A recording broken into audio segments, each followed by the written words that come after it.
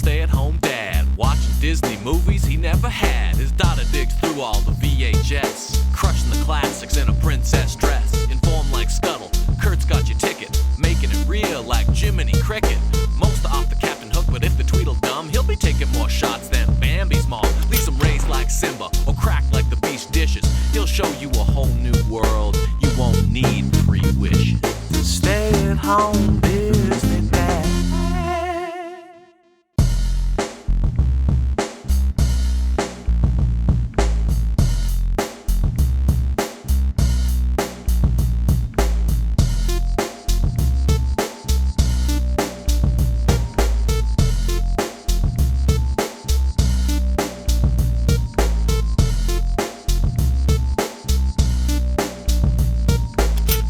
Straight out of February is a poo month. We dive into Musketeer March, but don't get your hopes up too high. There's only 2 Musketeer movies I could find, so after that I'm going to blur the lines and add a few movies that just have sword fights in them to round out the month. I mean, hey, come on, Musketeer March, who doesn't love alliteration? And it's actually forcing me to watch a couple classics that I have never seen, so I'm excited for that. Anywho, let's press play on this bad boy and see what week 1 brings us. Walt Disney Pictures presents Mickey, Donald, Goofy, The Three Musketeers. They had lofty expectations for this tape as we get ads for Aladdin, Lion King 2, Twice Upon a Christmas, and then this epic montage of the Disney DVD Club. That was good stuff. 10 out of 10 for that. Okay, we start with a turtle. He's backstage at a TV station or something. I guess he's like a lowly grip or an A2, but he's a bumbler and he causes the star of whatever show this is to fall into a hole through the stage. And then this sleepy turtle bumbles and trips and ricochets, and he ends up on the set, like on the main set in front of the live camera, and the production team scream at him from behind the camera and they're like, do something, tell a story, because it's live TV and they don't have a plan B. So this turtle starts telling the story of the Three Musketeers. Pause, Google, this is Troubadour. He's a minstrel and a narrator and only appears in this movie. Mickey, Goofy, and Donald are street folk and they get jumped by hoodlums. Some musketeers save them and one of them gifts Mickey a hat. And now they're obsessed and they begin their own musketeer training. So they were inspired at a young age and grew up never quite catching those stars they reached for. Now they have menial jobs and spend their days wishing they'd become more.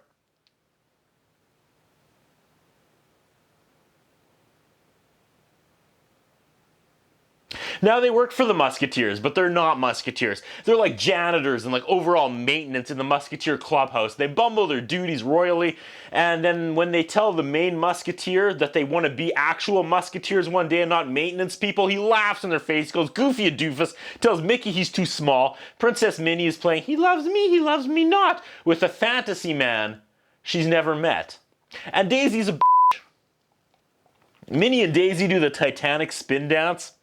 The turtle that is telling the story for the live TV crowd is also the narrator in this version of it. Like, he pops in and out of his own story, verbally adding things they didn't feel like animating. So yeah, this turtle is adding himself into his own story. Watch out, fourth wall. As the turtle sings about love to Minnie, we see those 3 bad guy brothers stealing a giant safe from the castle. Those are the Beagle Boys. They're stealing a giant safe, and oh my god, they're gonna drop the safe on Minnie. What? She gets out of the way at like the last second, and this giant safe just lands beside her, inches away from killing her. They actually tried to assassinate Minnie in this movie. The Beagle Boys have to go back and tell their boss they botched the job. Pete with a peg leg is the bad guy boss. Peg leg Pete? Who's Peg leg Pete again? Is this Peg leg Pete? Why am I struggling with these characters so much? I guess it's been a long time since we've actually watched like a Mickey Mouse cartoon here in this review. Okay, Google. Peg leg Pete opened March 1st, 1991, selling only oysters, shrimp, and a few sandwiches. There was always a great selection on the jukebox or a talented musician on the stage in the dining room. Peg leg Pete's soon became one of the hot spots on Pensacola Beach. Locals loved the year-round great prices. Okay, great. That is not what I was looking for. Back to the movie. Wow. His instructions to the Beagle Boys were keep the princess safe, not to drop one on her. So he wants to kidnap the princess or something and become king somehow? Like, marry her? Clarabelle is Pete's right-hand gal, and Clarabelle as a bad guy is a lot of fun. She answers the phone. Pete's secret lair, Clarabelle speaking. Back at the castle, Minnie sicks the army of musketeers on the robbers. Okay, Pete's a double agent. He's a secret bad guy, and he's also the head musketeer. She wants bodyguards, and Pete sees the workers, Mickey, Goofy, and Donald bumbling in the background, and Pete, who is supposed to pretend to keep her safe, but actually wants her not to be safe so he can kidnap her, is like, I know just who the three guards should be. This is a simple plot, but it's a fun plot. Pete makes the musketeers and tells them to be the princess's bodyguards. Pete shows them to Minnie, and she's not impressed, but she immediately falls in love with Mickey. They're all jumpy, waiting for someone to attack Minnie. Daisy walks in the room with a meal and a knife, and the three of them just pounce on her and beat the shit out of Daisy. And that shouldn't be funny. I don't know why it is funny, but it is, and I'm sorry. Pete sings a song. Pete goes back to his three minion Beagle brothers or boys and tells them to kidnap the princess tomorrow, find a remote tower, and lock her away forever. Okay, I guess with her gone, he can become king. The three bad guys jump the royal carriage and make short work of the three bodyguards. The bad guys try locking her in a tower as the three bumblers fight to get her back. Lots of physical comedy that I'm not going to track. They put, quote, the birds in a cage, and it's the girls in a bird cage. And then it's a 3-on-3 sword fight on the stairs of the tower, and this tower staircase reminds me of this. I'm feeling the ball. Yeah, keep going.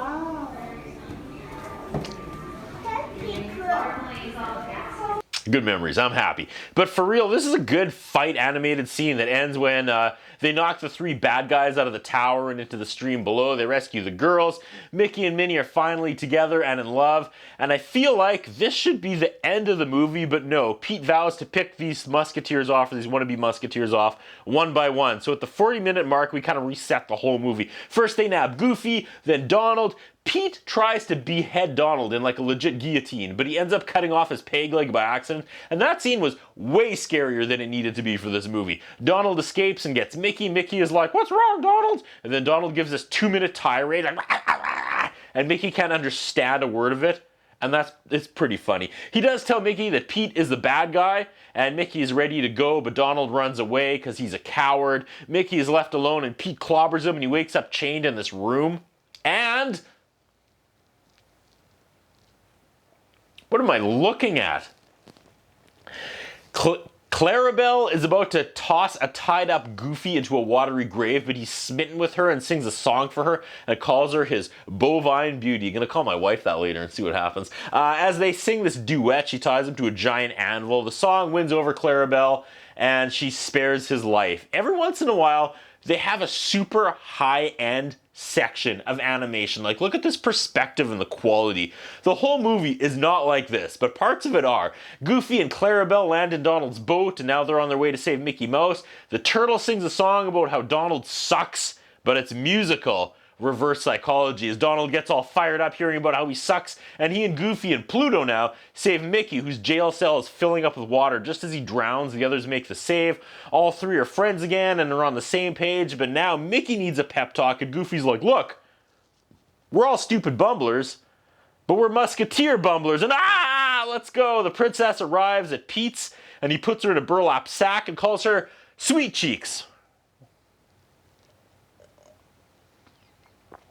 Go ahead. Wasn't me this time. Not appropriate. Sweet Cheeks? Okay, Pete isn't going to marry Winnie. With a real Minnie in a burlap sack, he has a fake Minnie give a speech where she hands the kingdom over to Pete. Okay, that was the plan. The Musketeers arrive, and now the gals are in a treasure chest. There's another sword fight with the Beagle Boys. It spills out onto the stage, and the townspeople think this is part of the celebratory entertainment. The Musketeers steal the treasure chest and try to escape with it. Now they're having a tug-of-war with the chest, with Pete. Pete drops Goofy and Donald into a hole through the stage, which is like a callback to what happened with the turtle and the actor at the very beginning. And now he says he wants to go mono e moso with Mickey. Final boss fight. There's arguably the greatest animated uppercut I've ever seen in any Disney movie. Pete is about to kill Mickey, but the other two come back out of the hole in the floor, and the Musketeers unite, and instead of using their swords to kill him, they go Three Stooges on him and knock him around. And that's it for King Pete. Mickey gets Minnie's chest out of the chest, and everyone is hooking up. Mickey and Minnie, Goofy and Clarabelle, and Daisy and Donald. The next day, Minnie knights them as Royal Musketeers. The turtle calls for one more song, the end. So we never come out of the turtle's story, like we never end back in the TV studio where he's telling the story. We end inside the story okay, I don't care, okay.